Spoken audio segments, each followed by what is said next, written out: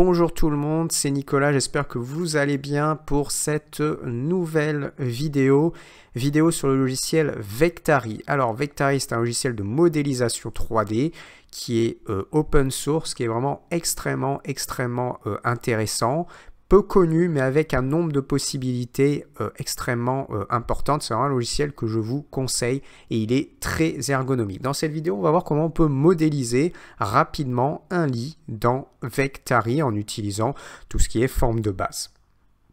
Si vous aimez mes vidéos, n'hésitez pas, abonnez-vous à la chaîne, n'hésitez pas également à mettre des likes, ça permet de continuer bien sûr à toujours faire des vidéos. Et si vous êtes intéressé par plus sur ce logiciel de Vectari, ça se passe en premier lien dans la description, c'est la formation complète que je propose bien évidemment.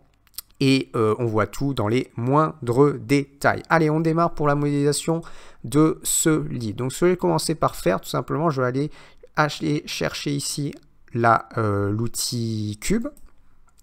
Et je viens positionner mon cube à ce niveau-là. Donc là, on va faire tout simplement un sommier dans un premier temps. Donc je vais aller chercher le petit point qui est situé là pour ne pas avoir d'angle arrondi. Et je vais rentrer des valeurs. Donc je vais à droite sur mon panneau de transformation. Je peux rentrer les valeurs en X, Y, Z de mon cube. Donc là, par défaut, j'ai 100 par 100 par 100. Donc je vais rentrer une valeur sur l'axe des X de 160. Alors, même ici, je vais retravailler un petit peu, voilà, je vais simplement tourner ma vue. 160 sur l'axe des X, sur l'axe des Y, je vais mettre 200, ça va être bien. Et sur l'axe des Z, on va mettre 40, et ça va être notre base de lit.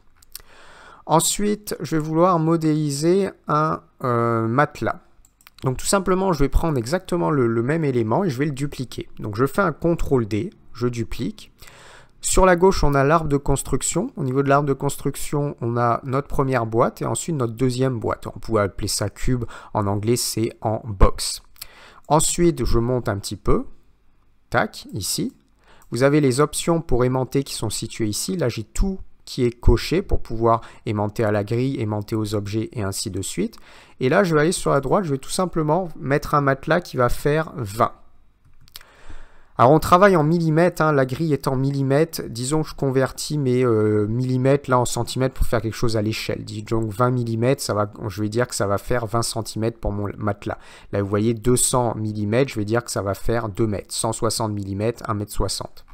Ensuite je vais venir arrondir, donc là au niveau des angles, tac, je vais venir arrondir ici et ça va permettre de faire mon effet matelas. Alors ensuite, ce qu'on va faire, on va également travailler sur deux coussins. Donc je vais refaire un CTRL-D. Je vais venir dupliquer ici cet élément. Et là pareil, on va rentrer des valeurs. Alors, soit je peux prendre mes points, venir diminuer manuellement, soit je peux rentrer des valeurs directement. Alors je vais mettre en X, on va mettre 60. Je vais mettre en Y, on va mettre 40, ça devrait être bien. Et là en Z, on va faire les oreillers pas trop épais, on va mettre allez, 10 ici. Ensuite, alors si c'est un peu trop carré, vous prenez ce point-là et vous pouvez l'étirer un petit peu. Et ensuite, il faut positionner l'oreiller. Donc on va chercher la vue de dessus sur l'axe des Z. Et puis je vais monter et en disposer un par exemple ici. Tac. OK. Ensuite, soit je le duplique, soit je fais une symétrie tout simplement. Le mieux, c'est d'aller dans les options de transformation. J'ai l'option symétrie. Je clique dessus. Et là, directement, il va me demander l'axe X, Y, Z. Donc là, je suis sur l'axe X. Et tac, j'ai créé une symétrie. Je viens ensuite cliquer à l'extérieur. Maintenant, je vais vouloir faire une sorte de couverture dessus. Alors là, je vais vous montrer quelque chose d'un petit peu différent. Je vais recréer à nouveau une boîte. Je vais venir l'aplatir. Alors cette boîte, ce qu'on va faire, elle va faire une épaisseur de 5. Donc je vais mettre 5 sur l'axe des Z. On va mettre 165 sur l'axe des X, un tout petit peu plus grand. Et sur l'axe des Z, on va mettre 160.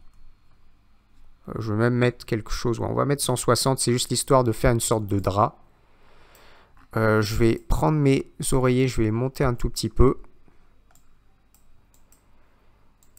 Et là, je vais récupérer directement ma boîte, voilà, qui va me servir de drap. Alors, je vais me mettre en vue de dessus, donc je vais sur axe Z, comme ceci. Là, on est plutôt pas mal, ça dépasse un peu, c'est parfait. Alors, ce que je vais faire, je vais monter un petit peu. On va se mettre par exemple sur une vue latérale. Et vous voyez, je vais disposer mon drap à ce niveau-là. Alors là, je peux rajouter des angles arrondis. On va mettre un petit peu d'arrondi, un tout petit peu. Et surtout, ce qu'on va faire, c'est des subdivisions. Oups, alors si vous avez une erreur, vous faites CTRL Z, vous revenez. Alors, je vais subdiviser ma forme. Je vais aller sur la droite. Ici, j'ai Box et je peux subdiviser ma forme. Donc là, je vais augmenter un petit peu. Ici, sur l'axe des X. Je vais augmenter un petit peu sur l'axe des Y. Alors du coup, ce que je vais faire, je ne vais pas mettre d'angle arrondi ici. Parce que je vais simplement subdiviser ma forme. Là, sur l'axe des Z, on ne va pas en mettre trop. Mais axe X, on va mettre par exemple 20. Axe Y, 20. Je vais voir ce que ça donne. Alors, oups. Voilà. Alors, je suis un petit peu profond en largeur. On va peut-être venir réduire. Je vais voir ce que ça donne avec 140. Ouais, on va plutôt faire les choses comme ça. C'est un petit peu petit. On va réessayer avec 150.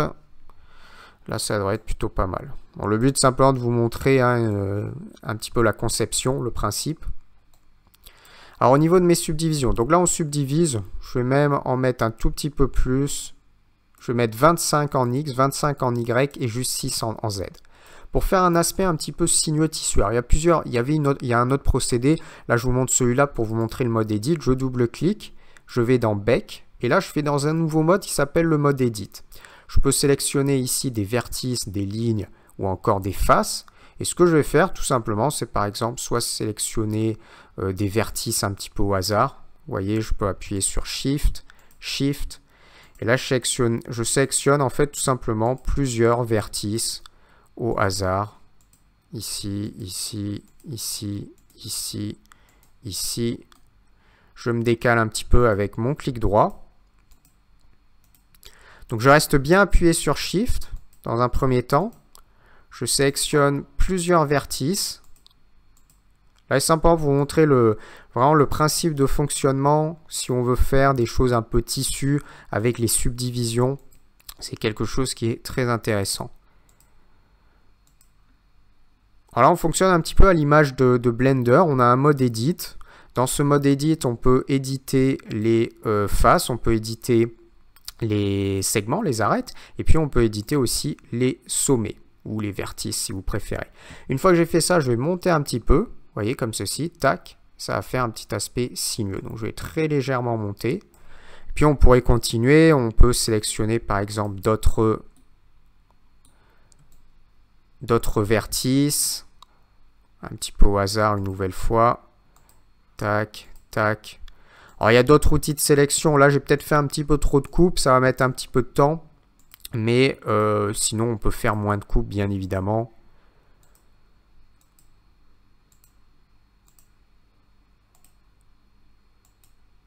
Voilà, quelque chose comme ça. Et puis je monte un petit peu aussi.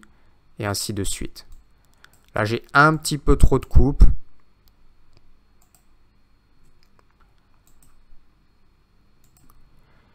Ça va être exactement le même type de principe si aussi on veut faire une sorte un petit peu de terrain et qu'on veut travailler un petit peu avec le relief.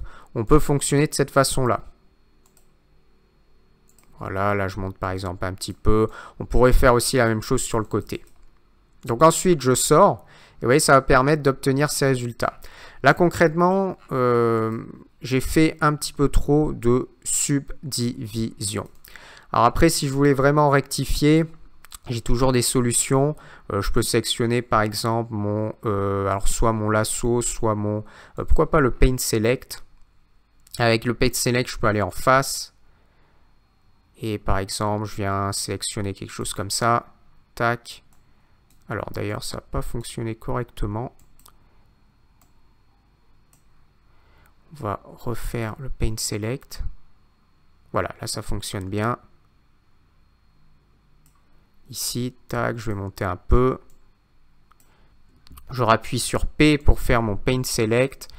Tac, je vais monter un petit peu. Je rappuie sur P pour faire mon Paint Select. Tac, je monte un petit peu. Je rappuie sur P. Tac, allez, on va prendre ça, je monte un petit peu, et ainsi de suite. Je rappuie sur P, tac, tac, tac. Je monte un peu, je rappuie sur P, tac, tac, tac, tac, tac.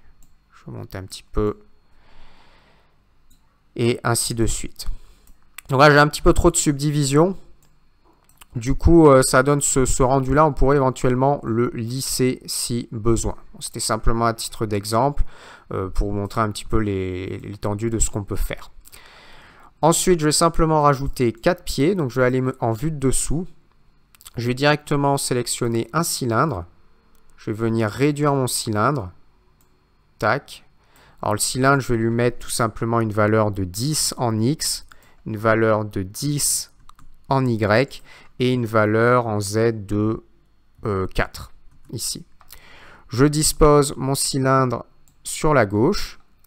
Je viens créer une symétrie, ça sera plus pratique. Donc j'active directement ici mon panneau symétrie, donc axe des X, et je valide.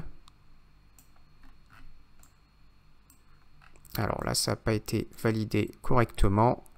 Je vais simplement vérifier quelque chose. Voilà, c'est que mes éléments sont trop hauts. Donc je vais venir les descendre un peu. OK, et ensuite ce que je vais faire, j'ai ma symétrie ici, je reclique sur mes deux éléments symétriques et je refais pareil. J'active symétrie à nouveau, sauf que cette fois-ci, j'active axe des Y et j'ai créé mon pied de l'autre côté. Parfait. Ensuite, on va venir sortir un petit peu. On va rajouter par exemple une matière. Alors là, j'ai différents types d'éléments. Je peux rajouter des matières sur les différents éléments.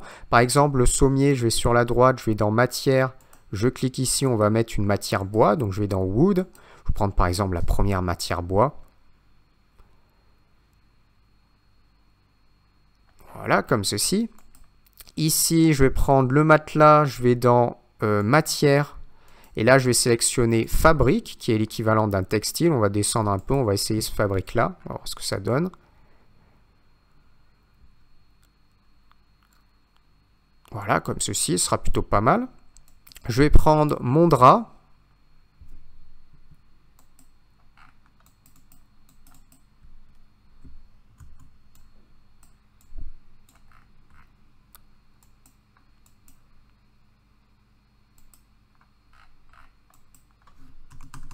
Alors des fois ça rame un petit peu au niveau de la connexion. On va venir dézoomer un petit peu. Là c'est en train de ramer un petit peu. Allez, là c'est bon, on est bien revenu. Je vais ensuite prendre les oreillers. Je vais faire pareil. Je vais aller sur la droite. Je vais activer, on va prendre par exemple un fabrique un petit peu différent, celui-là. Comme ceci. Et puis ensuite on va prendre la couverture. Et pareil, je vais aller également sur le petit livre ici. Je vais aller dans fabrique et puis on va prendre par exemple le premier. Après, on peut simplement aussi mettre de la couleur. Allez, on va rester là-dessus, même si c'est un aspect un peu, peut-être un petit peu trop jean. Allez, on va prendre un autre. Je vais revenir sur celui-là. Tac. Voilà, c'est plutôt pas mal. Ensuite, quand je vais dans couleur, j'ai la possibilité avec Hue de faire des petits ajustements de couleur. Donc là, par exemple, je vais me mettre plutôt en rouge. Je vais cliquer sur les oreillers. Je vais aller dans couleur, Hue. Donc là, ça permet de changer un petit peu la couleur. Et là, ce que je vais faire... Alors, on va se mettre là, on va mettre un bleu un petit peu différent, tout simplement. Voilà, comme ceci. Allez, je sors et on est bon. Alors si je veux aussi changer les pieds, on va aller dans matière. Et là, ce qu'on va faire, on va prendre du métal ici. Puis on va prendre par exemple un silver glossy, comme ceci. Et puis au niveau du silver glossy, je vais mettre un petit peu plus de rugosité.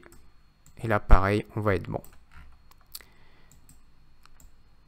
Allez, on va s'arrêter pour cette vidéo. Si tu as aimé, n'hésite pas, abonne-toi à la chaîne, hein, mets également des likes. Donc là, on est sur Vectari, modélisation 3D open source, très intéressante pour vous montrer des petites idées de ce qu'on peut faire. Là, on reste sur des choses quand même assez basiques, mais déjà très intéressantes en termes de rendu. N'hésite pas également, premier lien dans la description, la formation complète. On voit tout dans les moindres détails dans Vectari. J'explique tout, le mode objet, le mode edit, comment on peut, tous les éléments d'édition, je les explique pas à pas également. On voit les matières en détail, les environnements, on voit tout. Donc ça, c'est premier lien dans la description. Et puis pour une autre vidéo, je te dis à bientôt. Ciao, ciao.